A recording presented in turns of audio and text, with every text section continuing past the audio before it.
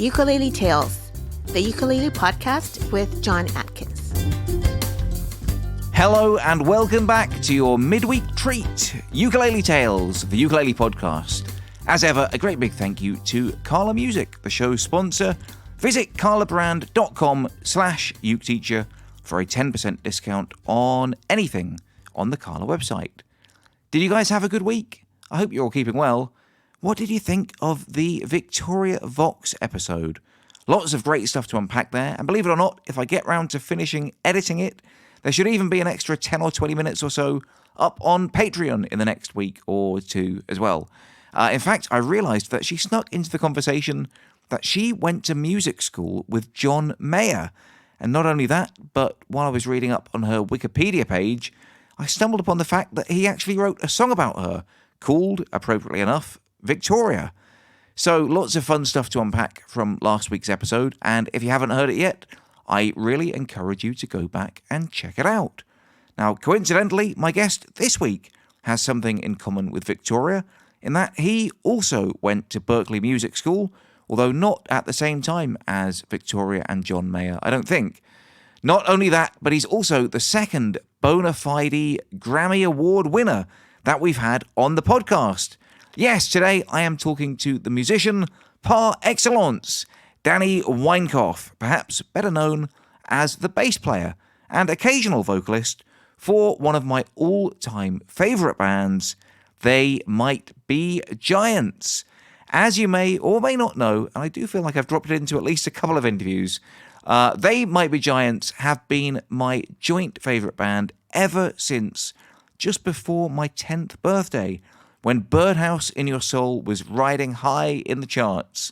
I was just discovering my own musical identity at the time, and for some reason that song cut through all the other more conventional pop that was on the radio, your Kylies and Jasons, and other stock Aitken and Waterman produced fare that many of my school friends were attaching themselves to, and it wormed its way inside my head never to leave.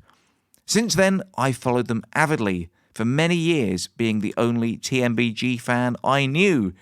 And then when I finally got onto the internet around 1997 or 1998, I suddenly realising that I wasn't alone and that there were thousands of others just like me all over the world. Now, after following them since 1990, I finally got the chance to see them perform live in person around 2001, or maybe 2002, a cool 11 or 12 years later. And that was where I first saw today's guest performing live. Danny Weinkauf joined them on bass guitar in the late 1990s, when they went from a duo to a full 5-piece band, and he stuck with them pretty consistently ever since. His trademark red pants, and I should clarify to my UK listeners that means trousers, made him a fan favourite at live shows, and when the band started producing children's music in 2002, he even began to contribute his own songs to these projects, and became the first non-John to sing lead vocals on one of their records. Hot on the successes of these songs, Danny, along with his Red Pants band, released several solo albums of children's music of his own, as well as composing music for film and TV. Not only that, but in the last few months, his son Kai Weinkauf, who sang lead vocals on some of Danny's early kids' records as a youngster, just started releasing his own grown-up music as a 20-something. As you can tell, I'm a fan, and it was a thrill to get to speak to Danny, who was incredibly generous with his time and his answers. Now, as you know, I like to record these interviews in person where possible, but unfortunately it just wasn't possible in this case, as Danny had just started another year-long worldwide tour with They Might Be Giants. But we had a great chat on the phone just a few days ago, where we spoke about just about everything I could have possibly ever wanted to ask him. Now, I've already rambled on for far too long, and I just want you guys to enjoy this interview as much as I did. So I'm going to butt out for the time being, but if you're a fan of They Might Be Giants, or just curious about the life of a touring musician, I think you're going to love this.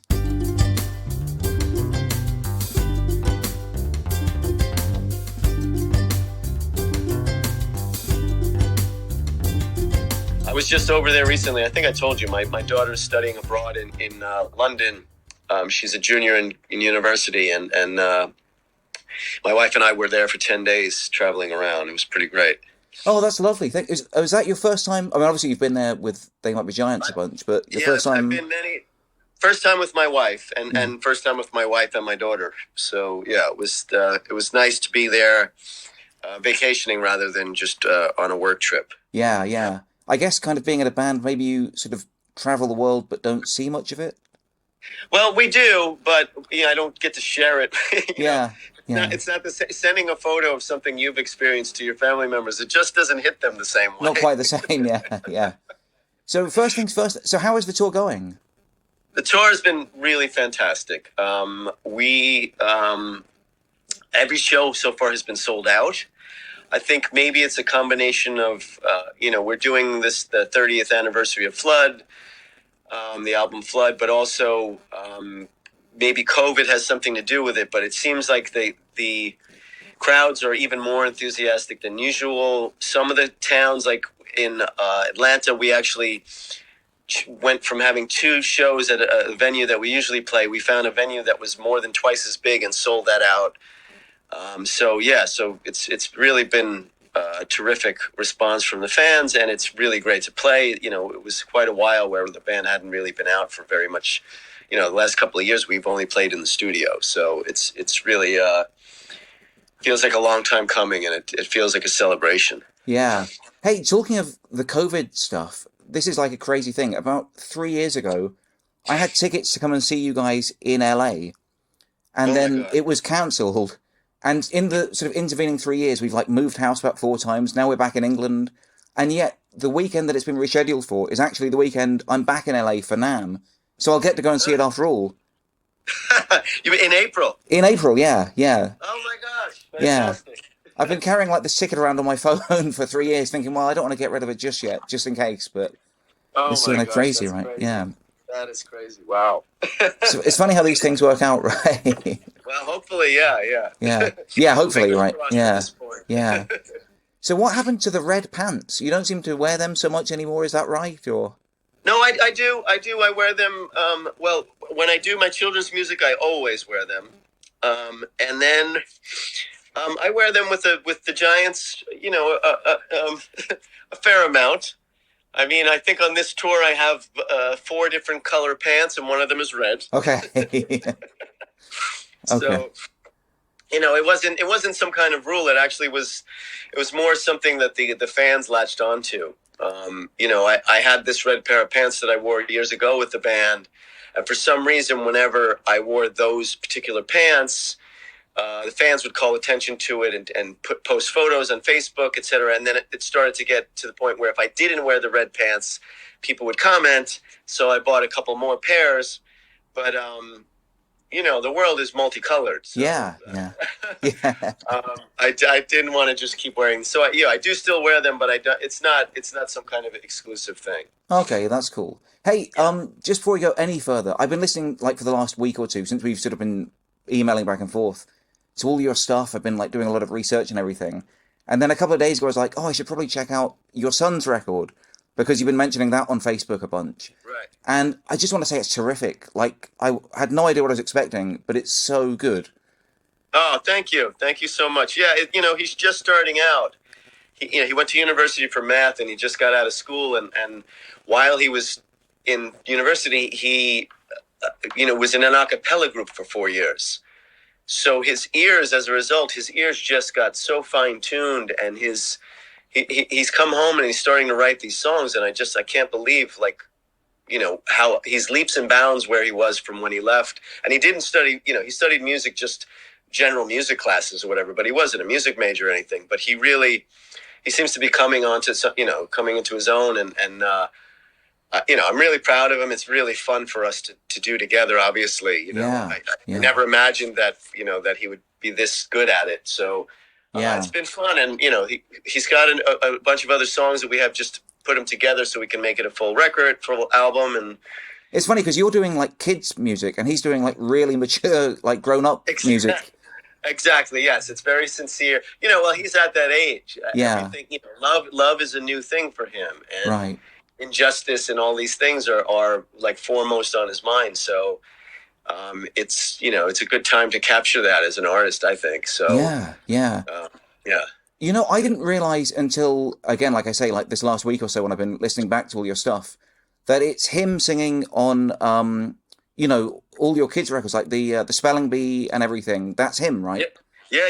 The Spelling Bee, I think he was 11 or 12 years old. Yeah, he still hadn't reached puberty, and he has this very high, child voice. But he, even back then, he there was signs that he was a good singer. He got the star role in his fifth grade play, and that's actually where he was. I guess you're 10 in fifth grade. That was the first time my wife and I actually realized that he could sing. He didn't necessarily sing in the house. Yeah. So he tried out for the school play, and when I went to ask the supervising teacher how things were going, she kind of chuckled and said, "Oh, you know how he is." And I said, "No, I don't. What do you mean?" And she's like, "Well, he's got the main role." Oh, wow. Yeah. Yeah. So I said, "Oh, great." And then, then we went and saw the show, and we're like, "Oh boy, he's pretty talented." So, well, this is it, because when I was listening to, and I'm talking about when it came out, was it like 10 years ago or something? Yeah. And I heard the Spelling Bee song. I thought, oh, you must have got one of those like Disney kids in to do your kid stuff. Just my son in the basement. Amazing, amazing. Yeah, it's great. And now this is what he's putting out. So it must be so exciting. Yeah. Cool. There was a big break in between. He was an athlete for a long time and wasn't really interested in music until he realized one day that girls are interested in guys that can sing. Oh, okay.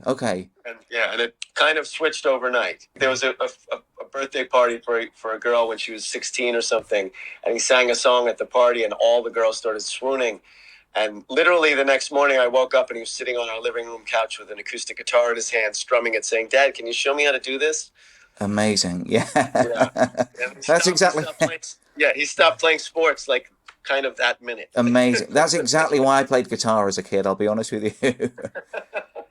Man. Well, we'll get to your music in a second, hopefully. Sure. But I was just going to ask you, because obviously it's like a ukulele podcast. Sure. Let's start off with the ukulele. As far as I can remember, you've always had, I guess, at least one or two sort of uke songs on most of your solo albums. Yes. Is that like an intentional thing? And where does the ukulele fit into your music? It's not something I keep. It's not like I'm trying to have at least one uke song on every album. It's not like a conscious thing. It's just something that comes up when I'm writing. And maybe even more so when I'm writing children's music, because I also write music for television and that sort of thing. But it just comes up. It's because it has a different timbre than like a steel string guitar or an electric guitar, and because the tuning is slightly different. Even though I play it, basically guitar tuning with what would be the D is an octave higher. Okay. So it's G, C, E, A, I guess. I can use guitar voicings on the ukulele and the voicings look the same as they do on a guitar, but because that the string that's highest up in the air, I don't know what you would prefer. I guess it's the high string on a ukulele. Yeah. Because it's an octave up, the voicings become different, and then so those same chords sound different on the ukulele. So when I'm writing, things that sound good on a ukulele might not have sounded the same on a guitar or vice versa. So it opens me up to different sounds, and sometimes a similar or a familiar chord progression when I play it on the ukulele will sound just that much different that it inspires a melody or a lyric or something, and then I can run with it. So it's like just moving to the piano or something. Yeah. Everything's different and the sound is different, so it makes me come up with different ideas. So it's like a composition tool for you, right? Absolutely, yeah. And also I love the sound. There are a couple of times, not usually if the song has ukulele on it on the album, then I most often would have started on the ukulele. Okay. But a couple of times I've used it just because I wanted that softer, the percussive soft sound that the uke offers, that if I did the same thing on my acoustic guitar, it just wouldn't be the same. So there's been a couple of times where I'm just looking for that color, so I pull it out as a tool in that way. Okay, cool. So I guess They Might Be Giants fans would know you as a bass player. Sure. Yeah. How did you start what are your musical beginnings? Did you start on the bass or something else? I started on the guitar later in high school, I guess junior or senior year of high school or something, probably 16, 17-ish, and was into all kinds of music. I was really into the Beatles and pop and that sort of thing. But I also, as a musician, was curious about jazz and those sort of things. And Wes Montgomery and Pat Metheny and other players. And then somewhere along the line, I think I had gone to Berklee College of Music for 1 year and left there. And when I left, I had a good friend who was a bass player. And he sold me a bass really cheaply, and I kind of tucked it away. And then when I was 23 years old, I had an old school teacher that asked me to join him in his wedding band. He had some gigs lined up, and their regular guy couldn't make it. And he said, "Can you come down and play?" He knew me from high school. He just knew that I was interested in music and I had a guitar. And he said, "Can you come and play?" And I said, "Well, I don't own a bass," which I didn't at the time. So I borrowed their bass player's bass and faked my way through a couple of weddings and parties and things, and then wound up being offered that job. So of course I went and bought a bass and started really sort of shedding and practicing. And so at around 23, I just really focused on it. It was a part-time job and a way to make money while I was still in college or finishing college. And I just fell in love with it, and then started playing in bands, and those bands got record deals. And it wasn't a plan. It was more sort of, being hardworking and in the right place at the right time, that sort of thing. Yeah. What were you studying in college? I was a psychology major. Okay. And then I got out, and I was playing music for a couple of years with a band called the Bell Tower. Yeah. Which had Jodie Porter, who wound up in Fountains of Wayne, and Britta Phillips, who wound up in Dean and Britta and Luna, and another guy named Pete, who was the drummer for the band Cake. We played together for a couple of years, and then I found myself sort of bouncing all over the world. I was in London for a couple of months. I was in South Carolina, and I decided I needed a backup in case the music thing didn't work out. So I went back to school and got a degree in physical therapy. Stopped playing music for a couple of years from ages like 26 to 28. Got out of physical therapy school, got a job in a hospital, started playing in a band for fun, and that band got a record offer. and started touring, etc. So again, it wasn't a plan. It was, it was more a matter of circumstance. And then, I fundamentally always loved music first, but I never thought it was a way. I didn't grow up in a musical family, so it never seemed like a way that people actually earned a living or could have a lifestyle. But eventually that's what happened, is that, I wound up playing with good people and being fortunate and getting signed, and, wound up playing in bands, and then leaving my physical therapy job. And now I still have a physical therapy license. And when we're not on tour, like when COVID hit, I went home from tour and wound up, luckily was able to get a job doing physical therapy while we weren't touring. So, that's amazing. Wow. Okay. Yeah. So, and I still do it part-time when we're not on tour. It's worked out to be a good balance for my lifestyle. I was able to have a family and children. And hey, talking of a long-winded answer to your question. No, it's all really interesting to me. I'm fascinated by all of it. I was about to ask you about the physical therapy stuff, actually, just because it mentioned on your website, and I wasn't really sure if it was something you were still into or not. But, even now, I mean, we're on a 3-week run, and I will be returning home. I work 5 mornings a week in 2 different schools near my home, where I work with mostly autistic children, but some children with cerebral palsy or Down syndrome, those sort of developmental disabilities. And I work just mornings, so it still allows me a lot of time for music. And fortunately, it's or unfortunately for them, it's hard to staff people in those positions. So there's a big demand for pediatric therapists. So the result is that I can go on tour and then come back and still have the job available to me. So I'll go back for a couple of weeks and go back in the schools, and then we'll go back on tour, and then I'll go back to the schools, and I sort of juggle the two. There's not a lot of music made between 9 and 12 a.m. Okay. Yeah. Yeah. So It's not a so musician's hour, is it? Not the musician's time, no, really. Yeah. no, dude. Most of my friends are sleeping, so Yeah. it doesn't really. There's not a lot of conflict, and allows me to keep my my science based physical therapy chops up, and have a little bit of an extra income, and also give back.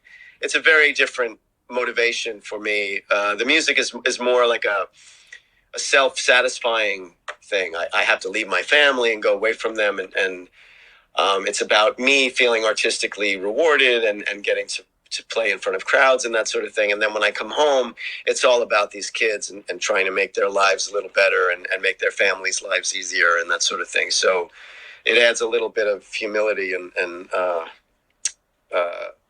more of a... it takes a lot more patience. Yeah, and yeah. It's more of a giving job than a taking job. So there's a good balance for me. Yeah, that's great. Hey, just talking about something from a few minutes ago about wedding bands. Yes. I actually played the ukulele with Dan Hickey's wedding band a few years ago at my friend's wedding. Are you kidding? No, I'm not kidding. No, my friend I didn't know that Dan was actually playing at weddings. I didn't know that he was doing that. Oh, okay. Yeah, I wondered if you guys were still in touch or anything, but we are still in touch, but I wasn't aware of that. I think that might be one of the things that he keeps to himself. You know, some musicians that play in bands that actually tour and make albums, you know, some of them just won't even hear of the idea of playing in a wedding. It's beneath them. Yeah. But then other ones that do it maybe don't talk about it so much because some people look down on it. Oh. I do it myself these days. Oh, yeah? It was another one of those things a few years back where They Might Be Giants started a schedule where we would tour for 1 year. We'd tour like a calendar year, say 2010, but then 2011 we would take off from touring. And then we'd go back on 2012. So every other year we weren't touring. And after we did that once or twice, I thought, well, you know, I really would love to be playing more in a live situation just to keep my chops up and that sort of thing. And so I reached out to some local bands that were working a lot and wound up becoming like an alternate with a local wedding band. And it's been great. I mean, the first gig I had to play with them, I had to learn 65 songs. Wow. You know, we play for 4 hours. So, yeah. You know, it helped me. You know, it's good for my ears. I have to learn songs quickly and retain them. And for me, it's fun. Yeah. I did it in college, and I didn't enjoy it so much in college because I just wanted to be doing something that I thought was more important. But now that I'm doing both, and that I can just enjoy the wedding part of it, I really have a lot of fun. There's some very good players that I play with, and yeah, I do it. You know, when I am off tour, if the gigs come up and I'm available, I take the gigs and, you know, just try to have, you know, I go out and play Stevie Wonder and Earth, Wind and Fire. And brilliant. Yeah. You know, some of my favorite bass lines. Yeah. Well, I was going to ask you, talking about, like, sort of, you said learning 65 songs. I mean, how many They Might Be Giant songs are there? There must be hundreds, right? Oh, yeah. I think there's over 300. Probably more. Oh, I would have thought way more than that, probably. Yeah. I'm not actually sure of the number. I know that 1 year we recorded 60-something songs in that one particular year. Wow. And how many of them do you know sort of off by heart? Like, how many do you remember? Oh, I guess 100 or so, or more than that. Yeah. Yeah. Something That's like amazing. that. Yeah. And then we probably played more than that. And so I would have to review some of them. Okay. But yeah, I think, you know, there's probably 100 or so that you know we could just pull out and play at any time. Because I've seen you guys like a bunch of times. I mean, over the years, and it's never the same show twice. And even if it's the same song, it's never played the same way twice. I don't think. We try to change it up if we can. You know, sometimes. Yeah. How does that work? Like the improvisation amongst sort of 5 of you. Well, now there's 8. Yeah. We're out on we have a 3-piece horn section. So. Oh, great. Okay. Yeah. Which also actually makes it a little more locked down because they're playing charts that are very specific. You know, they're the horn harmonies and things are very specific. So at times it lends itself to improvisation. Like we'll play the song Istanbul, not Constantinople. And it'll open with a sax solo and then go into a trombone solo. And then we end with a big rave up that it features a trumpet solo and guitar solos. So that can be improvisatory. But other songs where the horns are playing through the arrangement of the song, we really sort of need to stick to what was on the record. because their parts are very sort of specifically designed for that arrangement. Yeah. Hey, it's funny you should mention Istanbul, because my son, who's only 4, by the way, he that was his first ever favorite song, and he was, and I was wondering because that's not one of their kid songs, but what is it about? It's a long time song from their catalog. Yeah. Yeah, but what is it about They Might Be Giants in general that just appeals to children, whether it's their kid songs or just anything by them? I guess for me, I would imagine it's because there's they're very interested in melody, and often the songs will have it might be a major chord progression with a happy melody, but then dark lyrics about skulls in the graveyard or something. Yeah. And so, but what I think the kids latch onto is the melodic, happy sound of it. And then, it's up to, you're deciphering the lyrics to determine what they mean to you. But I think that may be the thing that kids latch onto. I know that years ago, when I first joined the band, we had not done any children's music at all with They Might Be Giants, but people would often come up and make the same comment that you just did, that, hey, my kids love your music.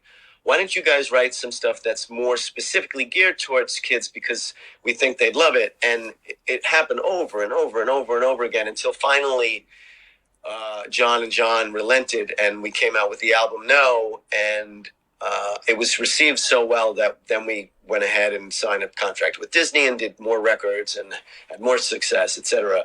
But it was really from comments like yours that people just thought, hey, our kids really like the sound of your music. Wasn't designed that way. And then when we did children's music, the one thing that we tried to keep was the same musical sensibility. Let's keep making music the same way we do, not try to, I don't know what the proper word would be, but we didn't want to talk down to kids musically. Yeah. So we tried to just approach it the same way, just have the lyrics have the topics be more centered on children's ideas or that sort of thing. But we would often record some songs for our rock records, children's music, and music for television in the same day. And to be honest, some of the days I didn't know the track we were working on, I didn't know what it was ultimately for, especially if the lyrics weren't done. Yeah. I would just know that, all right, this is the chord progression, this is the vibe of the music, let's record it. And it wouldn't be till later on I'd hear the song and be like, oh, there's that track that we did. That one's on the rock record, this one's on the kids record.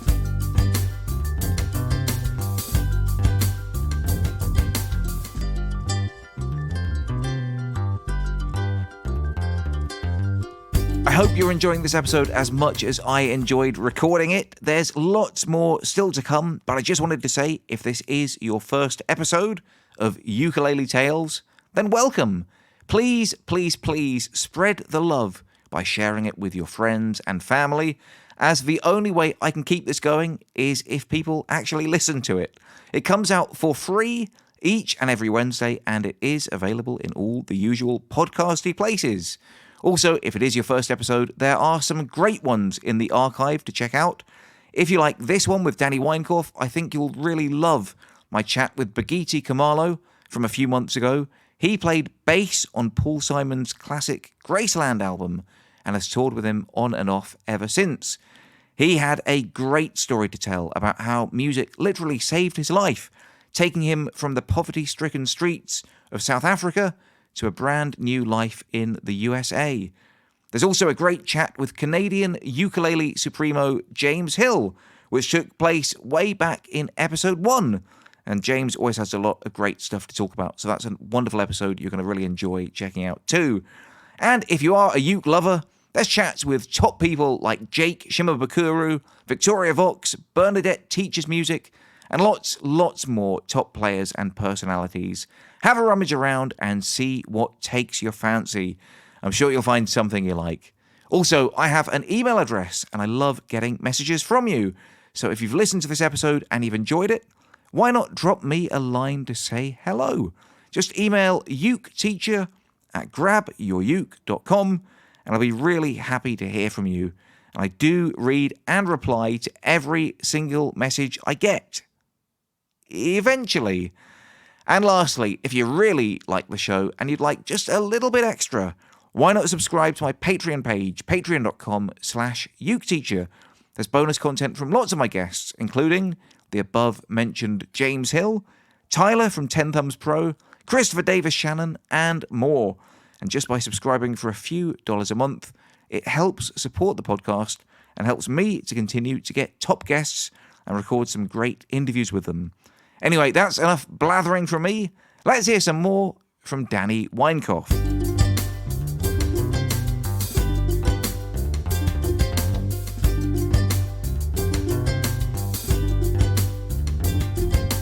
So when they started doing kids' music, that was when you kind of, I was going to say came on the scene, that was when you, basically you sang a song on their record for the first time. Sure, yeah, that's when, what happened was, when we started to do the first children's record, John and John basically offered up the idea to anybody else in the band if they'd like to try to contribute something to the album, they could submit the ideas to them and they would listen to them and see if they sort of fit the rest of the songs and that sort of thing. And so I did. I wrote the song "Where Do They Make Balloons," and I recorded the whole thing and sang it and sent it to them. And John were like, "Sure, let's do it." And I actually wrote it thinking that they would sing it. Okay, yeah. They being the singers of They Might Be Giants. I thought, all right, well, one of you guys can sing it. And they insisted that they wanted me to do it. They're like, no, we like your demo. We think you should be the voice of the song. And I had never intended to be a singer at that point in my life. So I gave it a shot and did the best that I could. And the song was well received. And we started doing it in the live shows. And then from there, that when I found out we were going to do another children's record and another after that, I kept submitting songs for those and, got fortunate and they would choose some of my songs for their albums. And then at a certain point, we took a long break between children's records and I kept writing children's songs. And my wife said, I know you're waiting for the next Giants record, but you have a bunch of songs. Why don't you just release your own children's album?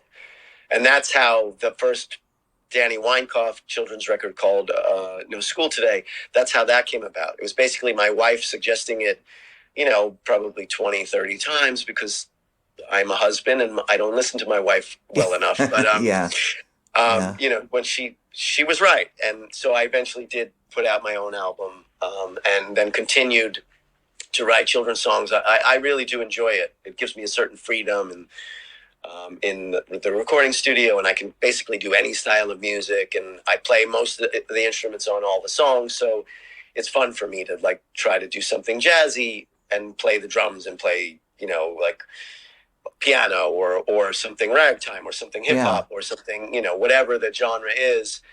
You do the drums as well, did you say? Sorry. On my children's music, yes.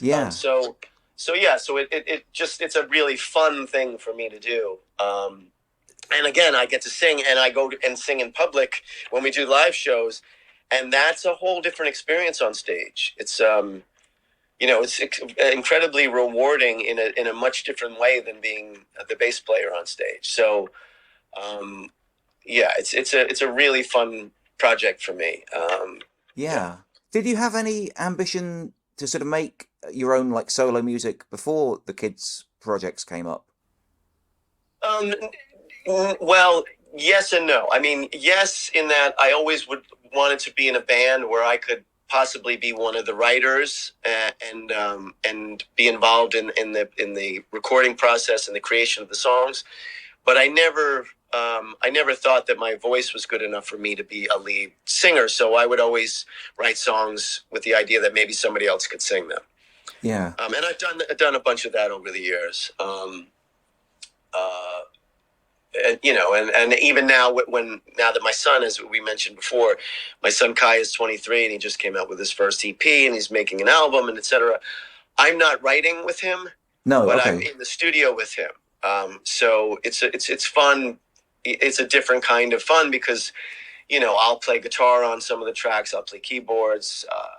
I'm sort of taking his direction and helping him form the sound that he hears in his head. And so it's almost kind of like being unofficially a band member with him as well as being with They Might Be Giants. And It's fun. Yeah. Do you have any interest in doing like grown-up solo music? I don't. There must be a better word for grown-up music than that, but like not Yeah, kids no, stuff. yeah, I just call it rock music. Yeah. Okay. Yeah, no, we call it adult sometimes, but then it sounds like maybe it's pornographic. Exactly. Yeah. Yeah. So, I would love to do it, but again, I would only really consider doing it for real if I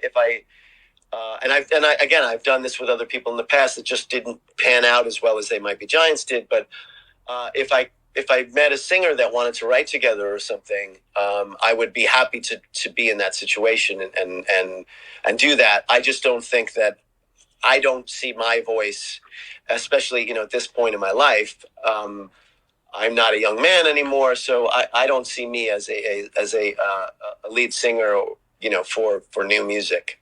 So it would have to involve somebody else singing. Oh, I get it. Yeah. I mean, like when I listen to your stuff, especially your new album, I mean, I really love your voice, but I get what you mean. Like for me, it sounds to me, tell me if I'm completely wrong, but like the influences that I hear are all kind of like 70s fun American pop stuff, like the Monkees kind of thing. I don't know what you would say.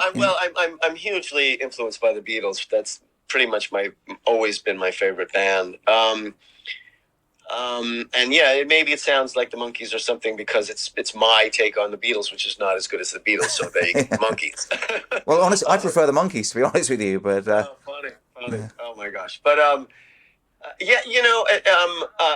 have a love of '70s music. I love R&B, like Motown and soul, that sort of stuff, and Stevie Wonder also. So maybe that influences it.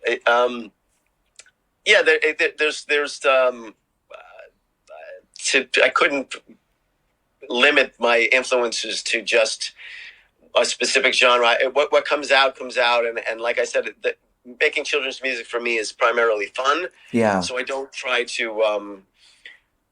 to get too critical or too analytical about it. I just sort of, if I want to, if I'm going to write a song about if I have an idea, let me write a song about electricity. Then however it comes out, and then I just try to make the best recording of that idea. Yeah. And then move on. I don't spend a heck of a lot of time laboring over it. Just put all the parts together, make it sound the best it can, and write another song. Yeah. It's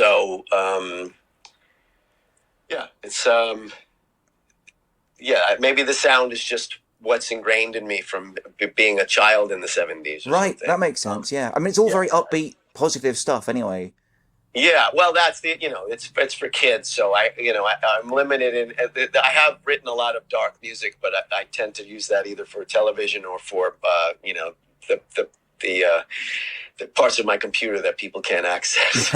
Yeah. When you talk about the ideas you have for songs, I noticed there's like a few about like medical procedures and things like that, like the hole in the heart and the kidney that lived in 4 people. Right. This is such a cliched question, but where do these ideas come from? They can just come from daily life. Yeah. I think the kidney song, actually, I think may have come from the person who I co-wrote that with, which is a man named Hank Green. Okay. He's a YouTube sensation. He and his brother John. Oh, yeah. Green. Yeah. John Green has written a number of books that have become films.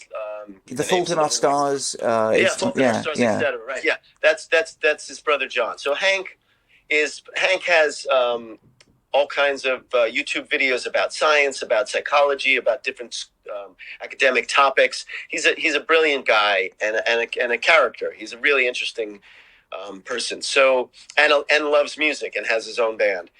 Somehow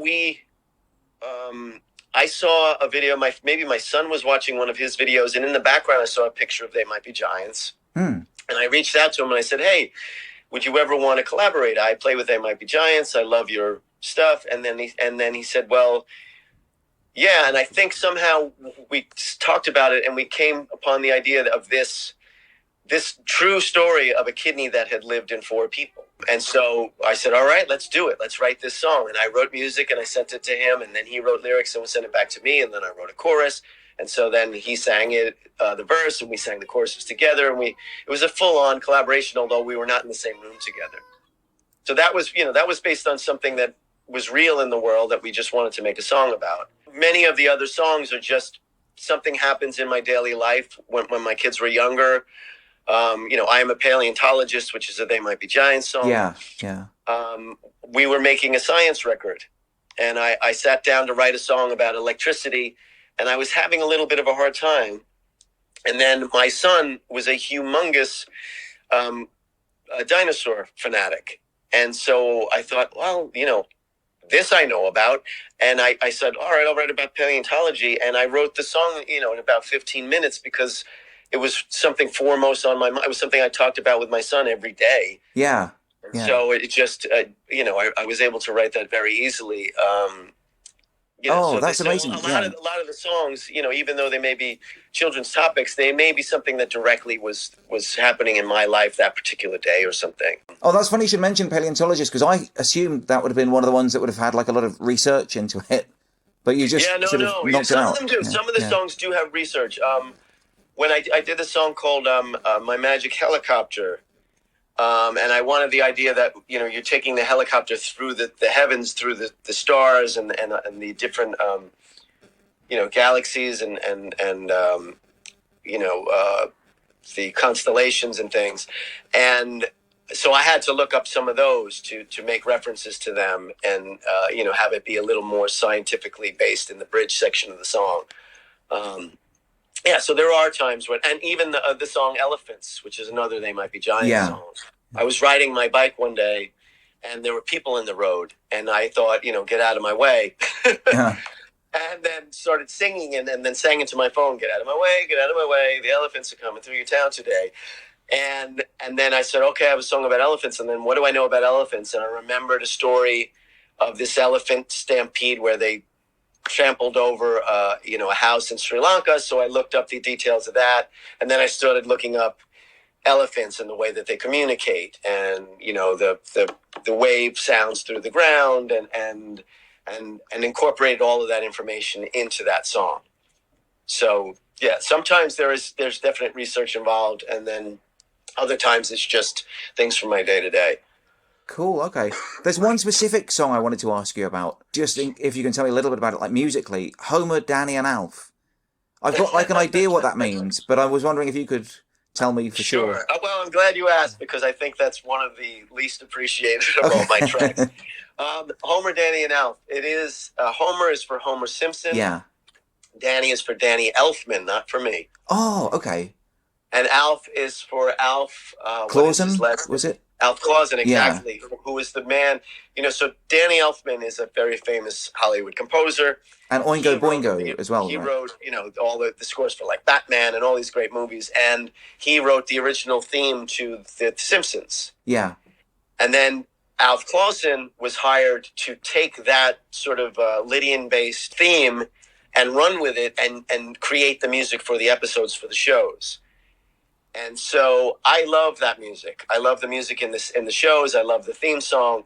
And that particular track is an instrumental that is my sort of homage to both Danny Elfman and Alf Clausen and Homer Simpson. Yeah, brilliant. Pretty much what I thought, actually. But I just wanted to confirm it was. I like Alf Clausen. I mean, I was only a kid, but do you remember the show Alf? I do. Yeah. He did the music for that. And, I had no idea. Yeah, so I've always just, even as a kid, it's just, I mean, for me, it's just a name on the credits, but I always kind of thought, he must be like an amazing musician or whatever. So yeah, that's cool. Yeah, no, I think he's, I think it's great. I mean, the amount of music, the number of episodes for the Simpsons is phenomenal. They've been going on for years and years and years, and the quality of the music is always terrific. So yeah, it was just my way. I love to. I tried to learn how to orchestrate and do those sort of things. I'm mostly self-taught as a musician, so there are times where I'll do some deep dives and study different kinds of music. And so I took a deep dive on that music, and that track is kind of where I landed, There's lots of love songs in your music, right? But they're not sort of, boy meets girl, girl meets boy kind of love, but like about like real, I want to say like sort of deeper, like true sort of familial love. Is that like a conscious decision of yours? It's really, again, like uplifting is the only word I can think of for it. Actually, I think you hit the nail on the head. I think a lot of it is because it is about familial love for me. Like a couple of the songs are specifically directed to either my son or my daughter. And so it's not romantic love that I'm thinking of. I'm Right. thinking of, that the way that, when my daughter was a little girl, like how just seeing her smile or hearing her laugh, could just fill my whole body with this warmth, Yeah. that kind of thing. And to try to get that feeling in a song is really, difficult, if not impossible. But that's what I, have in mind when I'm trying to write those songs. Okay, cool. I guess we probably better wrap it up in a few minutes, but I just have like one or two quicker questions for you, if that's okay. Sure. So you're a Grammy Award winner, right? Yes. Yeah. They Might Be Giants have been nominated 4 times now, and we've won twice. Amazing. What were they for? What were the awards for that you won? Kids stuff. We're in a lot of the non. I forget what they call the main categories, but we're not in. We're not in those. We haven't reached those top 9 categories. Okay. In any of the, we were nominated. They were nominated for. Let's see. The best song written for film or television, which the Boss of Me song from Malcolm in the Middle, that beat Sting that year. Oh, wow. And won the Grammy. Then we were nominated for Best Children's Album for Here Come the 1-2-3s, and we won that one. And then we were nominated for Best Children's Album for Here Comes Science, and we lost to Pete Seeger, who was about 91 at the time. Yeah. And is an American icon. So there was no possible way we were going to win that year. And then we lost this year to the Grateful Dead. And the category this year was Best Album Package. We have an album that came out this past year called Book. Yeah. Which is like a 147-page book, which has a CD accompanying it and artwork. And so we got nominated for that, but then lost to the Grateful Dead. Oh, okay, yeah. So, but that, it's whatever. It's nice to be nominated. It's terrific to win. It's all, it's one of those things that like your mom and dad understand. Yeah. And the guy down the street that's not really a music fan, when they hear that you won a Grammy, they're like, oh, I guess what he's doing is for real. Yeah. Did you get to go to the ceremonies? Yes. Yeah. I went twice and had an absolutely, like, I have mixed feelings about awards, especially when it comes to art. It's really such a subjective thing. And how can you say that one, Beyonce's record is better than Beck's record? They're entirely different. Yeah. You know what I mean? Yeah. But the weekends that they have for the Grammys, my wife and I had wonderful, wonderful weekends. They have like Lifetime Achievement Award ceremonies that, some of my biggest heroes, the Four Tops, people like that, Charlie Hayden, who's an amazing jazz player, people like that were awarded, and we're really honored to be awarded, given the awards. And I was happy to be there to witness that. And the concerts themselves, I've seen Radiohead, U2, Adele, MIA, Paul McCartney, Dave Grohl, et cetera, Stevie Wonder, as a result of being at those 2 Grammys that I was at. I got to see so many people that I really respect and admire. And yeah, so the celebration for me is a fantastic thing. And it's actually something I would love to return to one more time, because I promised my daughter I'd bring her. Oh, cool. That'd be amazing. Yeah. She was too young. So now that she's older, I would love to go one more time and bring her. But so we did go, and it was a heck of a lot of fun. Yeah, I bet. So what's next for you, Danny? What's next is we have with They Might Be Giants right now. I'm currently on tour. We're finishing touring in the United States this spring. We have some shows in the summer, including playing at the Hollywood Bowl, opening for the band Sparks in July, which should be very fun. Yeah.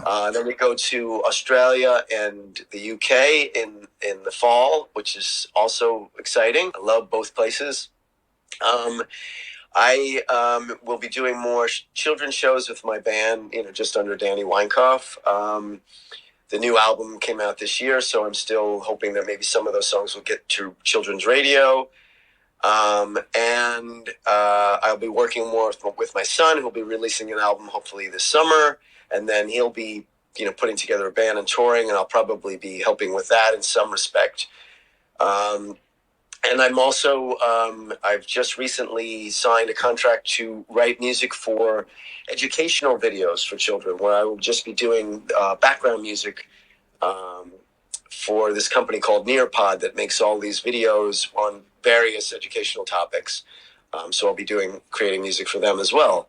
And then, continuing to raise a family and being a part-time pediatric physical therapist, etc. So awesome. And full plate. Yeah, for sure. And what's the best way for people to follow you?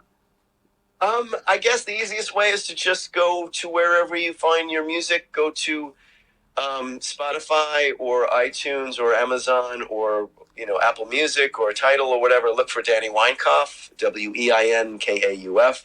That's where you'll find all my children's music. Or go to theymightbegiants.com and you'll find out about our tours or our music there. Or look up They Might Be Giants on the music services, the streaming services. I'm the bass player on those tunes. Cool. And I do have a website, but I know that people would rather just go directly to streaming. So yeah. So did you ever find out where they do make balloons, by the way? Our former manager for They Might Be Giants suggested a factory in New Jersey. Okay. I just...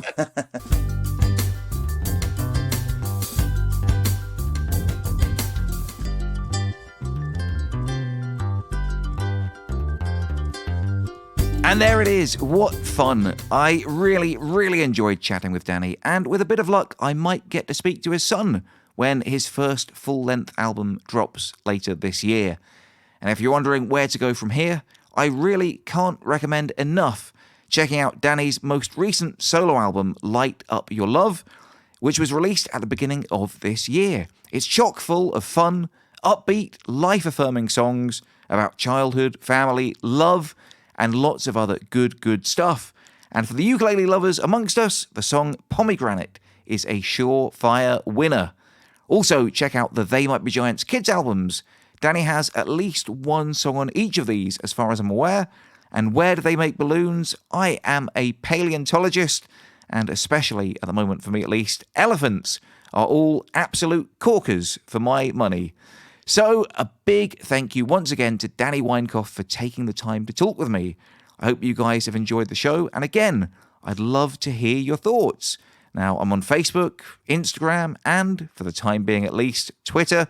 So, if you want to leave a comment there, I'm sure I'll see it. Or, as I said earlier, I do have an email address. And if you want to send me something a bit more long form, I do read and reply to everything, eventually. So go ahead and drop me a line to uketeacher@grabyouruke.com, because I really can't wait to hear from you. Anyway, I'm starting my prep for my trip to LA next month for the NAMM Music Convention, which, as fortune would have it, actually coincides with that much postponed They Might Be Giants gig. Are you going to be in LA that weekend? At NAMM? At the TMBG show? Let me know. It would be terrific to say hello to you. Now, I'd just like to say another huge thank you to our sponsor, Carla, for helping to keep this show going. Don't forget, if you are in the market for a new ukulele, to visit their website via my special link, www.carlabrand.com/uketeacher, and you'll get a 10% discount on anything on their store just because you listen to this podcast. That can't be bad, can it? Well, I'll be back with another top show for you all next week, so be sure to tell your friends about Ukulele Tales every Wednesday, available in all the usual podcasty places. But until then, I love you all, and I wish you the best.